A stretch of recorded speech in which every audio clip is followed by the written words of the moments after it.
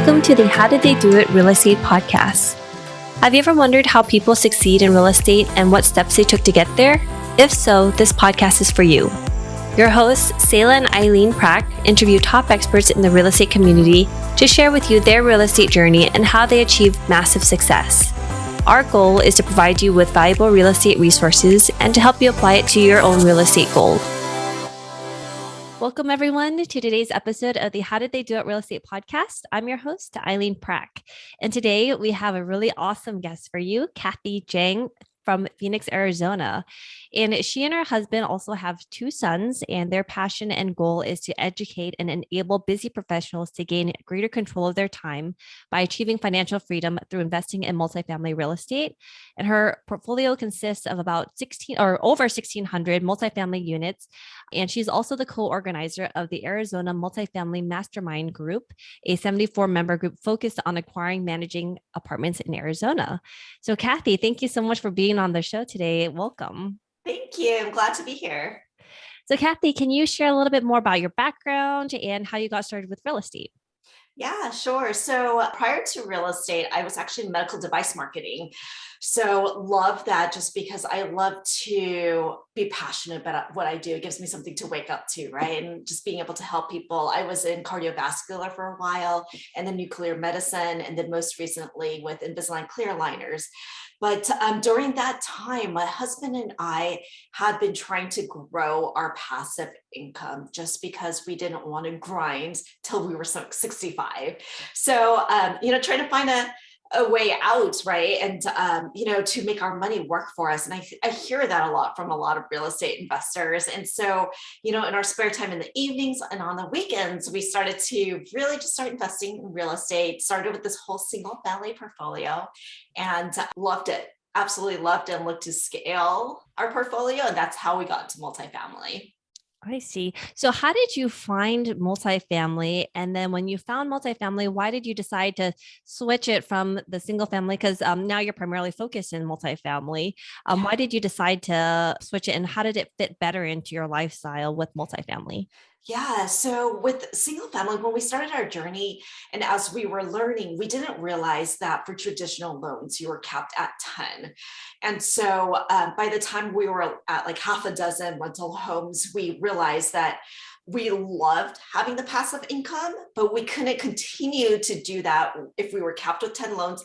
And also because of the administrative burden that it was starting to have on us to manage 6 different roofs, various property management groups, because there were some that were out of state and all of that. And, just the financials of all these different properties and having full-time W-2, it's just time was not something that we had abundance of. And so we started to look more and more into multifamily because we were able to scale quicker with the multifamily. And because multifamily, as a limited partner, you're able to be more passive. And so we were able to not spend as much time and still get great returns at the same time. And so I think that's what really kind of drew me to multifamily. And initially I was limited partner for a number of them just to understand, how it works, to learn from other syndicators out there, and so we invested with different syndicators. And after a while, I got comfortable with what it meant to be, a syndicator and all of that. And so I kind of jumped into being a joint venture at that point at the time. Got it. And so for you, when you started off as investing as a limited partner, because investing as a limited partner, you need to have capital to be able to do investing in as a limited partner. And so you've done several deals as a limited partner. How are you able to build up and to acquire that wealth to be able to participate as a limited partner? Yeah, and I found that a lot of my peers in the Bay Area are in a similar situation from us. So in the Bay Area, a lot of people are in tech. And so they do have wealth that they've built up over time. And they're unfortunately just not aware of where to deploy their income or their savings. And a lot of people go IPO in the Bay Area as well. And so we were amongst them where for a while we had a good amount of savings saved up from just our typical W-2 earnings and various investments, and just not really knowing where to put the money and how best to grow it. We strongly and still do believe in diversification. So, we play in different areas, stocks, crypto, all of that good stuff. But real estate remains one of our favorites just because of the different characteristics of real estate. While you're working your W-2, because now you're a full-time real estate investor, what did that vision for you look like in terms of a lifestyle that you wanted to create by utilizing passive income to help get you to that choice, that lifestyle that you and your family were looking for or hoping to be able to achieve?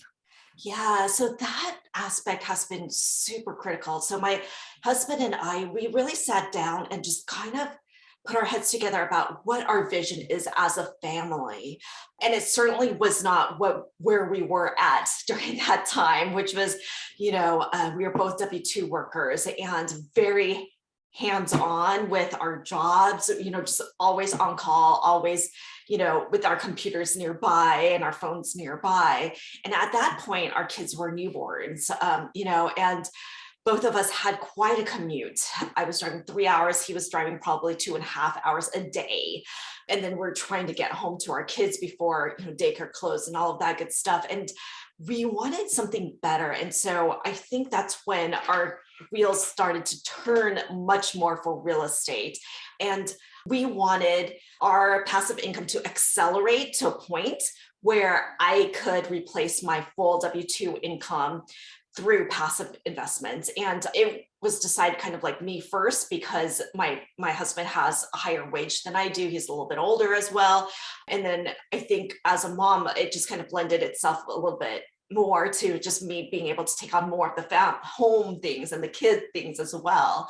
And so our plan was for us to cover passive income, my W-2 wages. And at that point, if it did cover my W-2, I would leave my W-2 and then work until we were able to replace his, or at least make him work optional. And, we're at a place where we finally have him as work optional, which is really great. And so we're, thinking things through, but he does really enjoy his work, and they've been so good to him. And so he's continued with his W-2. And while I just kind of continue to ramp up with our real estate journey. It's so, yeah, I'm listening to you talk and I'm just like, wow, your story is so aligned to like myself and my husband's story as well, because we both have that long commute and I totally understand it. We're driving 3 to 4 hours on the road every Oh single my day in gosh. traffic. And by the time you get home, put the kids to get them food, right? Dinner, clean up, put them to bedtime. It's like you have about like an hour or so to spend with them before they go to bed. So you're only seeing your Yeah. child like a little bit in the morning here, a little bit at nighttime. And these are like the most critical, crucial moments of their lives. You don't want to miss those parts of it. And so Yeah. the commute time and like not being able to see them and spend that time with them, it's so important for us too. Yeah, no, that totally resonates with me. And, it was a stressful time. It really was hard. And, luckily, I think with the flexibility of being a full-time real estate professional, it's allowed me to determine my own schedule. And so I feel like I'm a lot more aligned with my life priorities now. And that's why I so believe in this journey. Like when people reach out, regardless if they want to invest with me or not, I don't care. I want to help them because I think that this can create a lifestyle that really benefits a lot of people, especially families. So like I'm at a point where I'm able to, determine my schedule. If my kids have some event happening at school, I'm able to put that block in so that I can go volunteer or whatever it may be. And in the past, for those times, I would be so stressed out because my heart would be there. I would want to do it so bad, but there's just no possible chance for me to do that. So thankful for this journey for sure. So when you decided to invest in multifamily and you invested in that first one, how long did it take you afterwards to start investing in the second one, the third ones? And where were you finding all your sponsors to be able to, because you got to vet them, you got to do your due diligence on them. So how are you finding them? If you can share that with us a little bit. Yeah, absolutely. So I think where I started was local meetup groups, and this was pre-COVID, right? And so I would just I look up on meetup.com, see what meetups were around the Bay Area, and started attending those pretty regularly until I found a group that we actually created our own meetup essentially, and we would underwrite together every week. And so that's how I got to know people really well, just the consistency of working together. And then in terms of syndicators, so I started to follow people that were speaking at these meetups as well, right? And so whether it's through LinkedIn or just their web pages, whether it's through podcasts, really started to follow them in their journey to see how they were charting, whether their values lined up with mine. And initially it took me honestly a really long time. It wasn't something that happened overnight for me. And so my first syndicator was based out of the Bay Area. And then the one after was through a referral of someone that I knew and trusted and loved. And that syndicator was out of Texas. And so, for me, having been in single family and been much more hands-on, I actually even for my limited partner deals, I would actually fly out to the property, get to know the syndicators, get to walk the property, all of that, maybe a little bit more hands-on than most limited partners. But that's what I like to do. And that's what kind of my journey was. And, I just started to get to know the community more. And as I got to know the community more and more, like doors just started to fly open. And I think it's a really tight-knit community. And so, started to understand what the major conferences are and stuff, just kind of started to roll from there. And then at what point, when you looked at your financial situation after investing in real estate and you determined that now your goals of having your passive income supersede your active income, how did that feeling come around? And when you realized it, what was that kind of like decision at that moment when you looked at your finances and you're like, hey, we've met our goal? Yeah, it's weird. I was actually terrified. I was really scared because I think as with most people, you were raised to have this W-2, right? You like work your butt off, you get your college education, and you were told that like you need that W-2 you know, to be able to have a standard of living and to be able to provide for your That family. And consistency. yeah, right. And so for me, that felt like the safe thing to do. Like now that I think about it, I actually feel like that's probably not the safer thing because someone else regulates what I get paid, how many hours I have to work, and all of that good stuff. But when I was in the crux of it and trying to make that decision whether or not to leave the W-2, it was scary. And honestly, I kind of put my foot in and out at the same time. And so when I left my W-2, some of the directors asked me if I would take on a consulting role with them. And so I took it. And so I did reduce my hours to less than half of my working hours, but I still was kind of like not letting go of it for quite a while, actually. And so I was still doing projects with my old team, but actually as a contractor, it worked really well. I loved that because, I was able to still work with the people that I love to work with, but also really start ramping on real estate. So it was kind of the best of both the worlds for a little bit. When did you decide to make that complete move and go into real estate full time?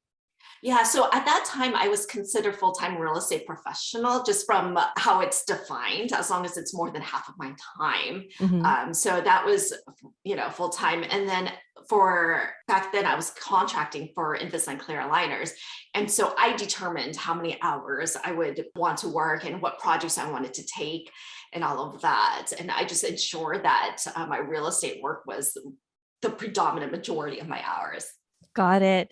And Yeah. so then afterwards, you've done a couple of limited partner investments as well. And then now you moved over and did some joint ventures and syndication projects as on yourself. How did that transition look like for you? And do you still continue to invest passively as you're still making active income? Yeah, I still invest passively. So, that's part of my diversification play because when I'm active on projects, I like to focus in on specific metros and build my team there.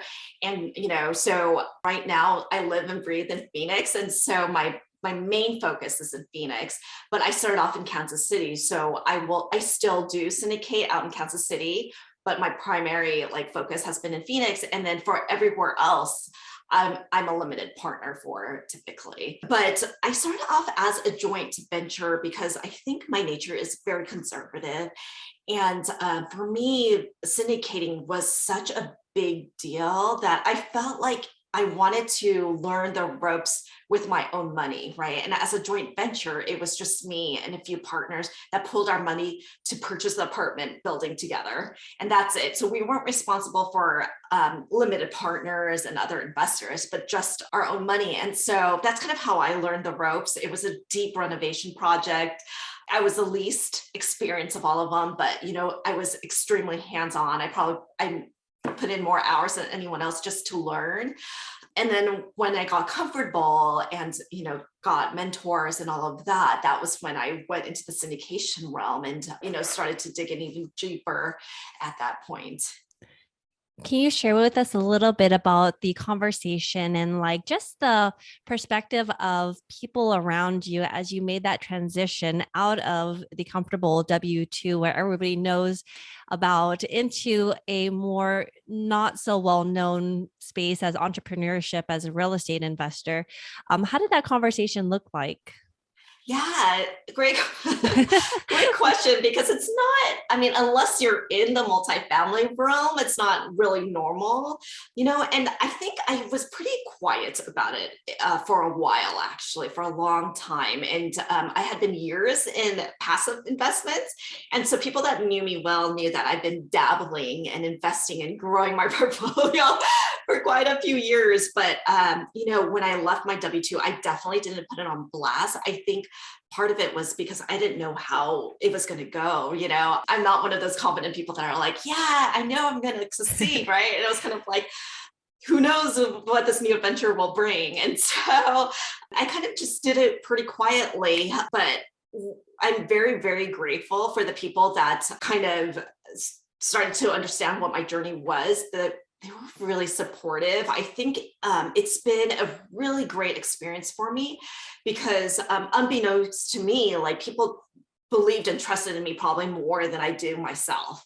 And so when they heard what I was doing, they wanted to get in on it too.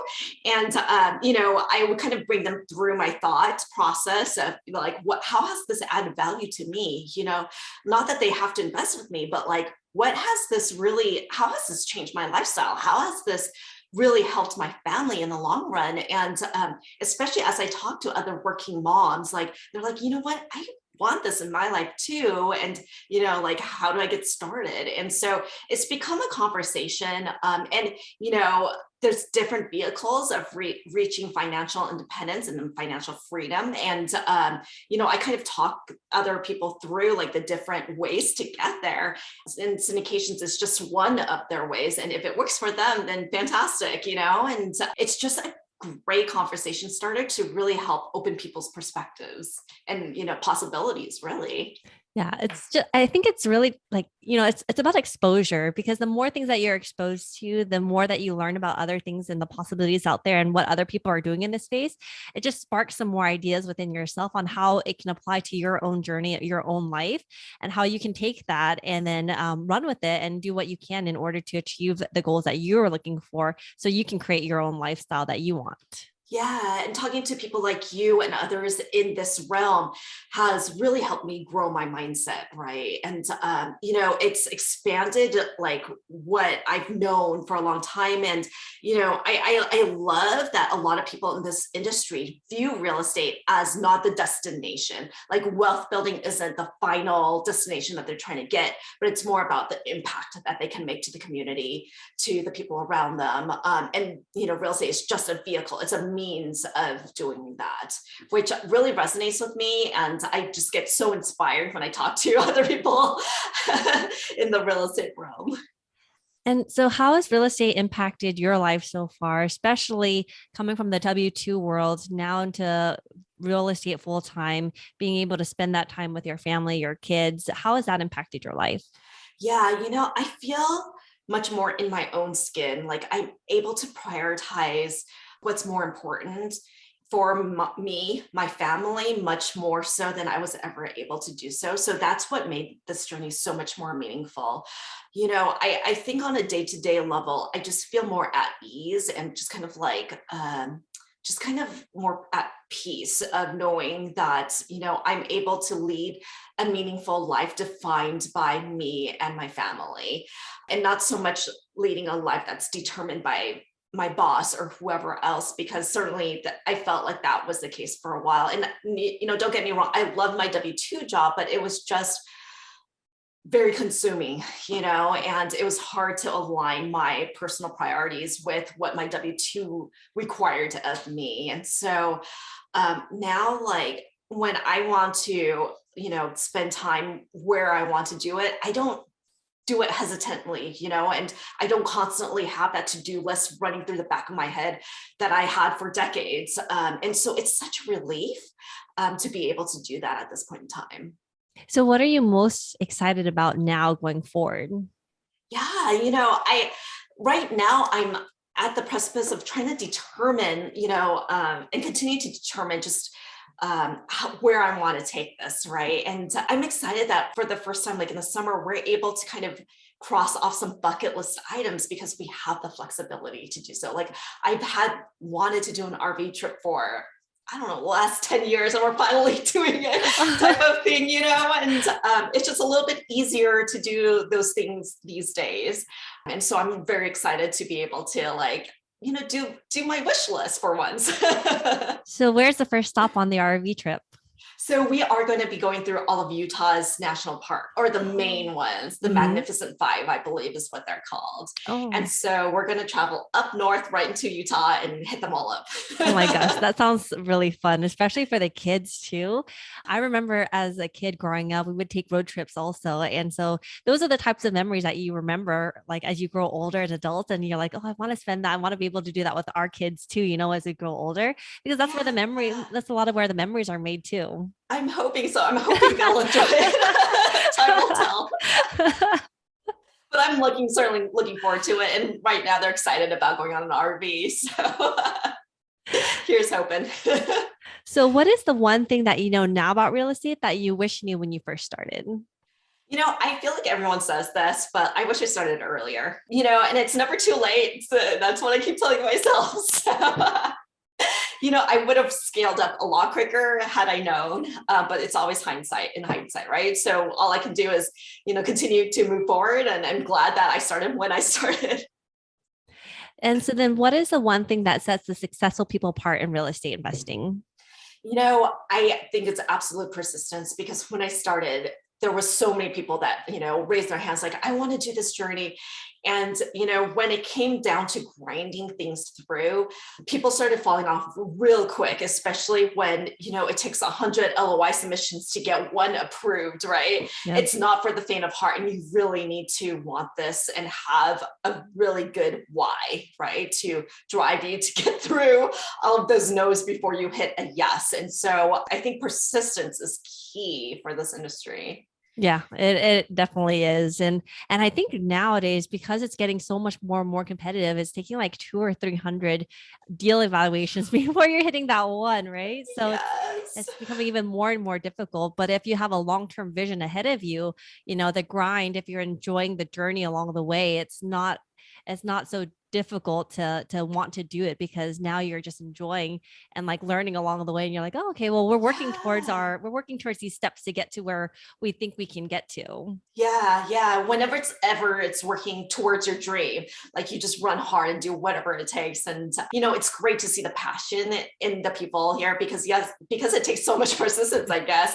And you'll see so many passionate people, which has been terrific. So, Kathy, for our listeners out there who are also interested in learning more about you and what you're doing in this space, where's the best place that they can go? Absolutely. If you could go to my website, diamondpointhomes.com. You'll have all my contact, all my socials, and a lot of articles too, if you want to dig in. Awesome. Well, Kathy, thank you so much for coming on the show and sharing all that stuff with us. I so appreciate whenever I see another mom like working so hard to achieve her dreams and be able to be there for her family and her kids and showing their kids, at least exposing to them a lifestyle that they're able to maybe one day do for themselves if they so choose to. I just think it's fantastic and inspirational. So I really appreciate you coming on. Thank you so much. And thank you for your time. And thank you for listening to our podcast today, brought to you by Bonavest Capital. We would really appreciate it if you can go to iTunes right now and leave a rating and written review. Also, please don't forget to subscribe so you can always get the latest episodes. You can also connect with us on Facebook, How Did They Do It Real Estate. We'd love to hear your feedback and any topics that you're interested in for future episodes. Lastly, to learn more about us, you can go to bonavestcapital.com and fill out the Contact Us page so you can speak to us directly. Nothing on the show should be considered as specific personal advice. Please consult your legal, tax, and real estate professionals for individualized advice.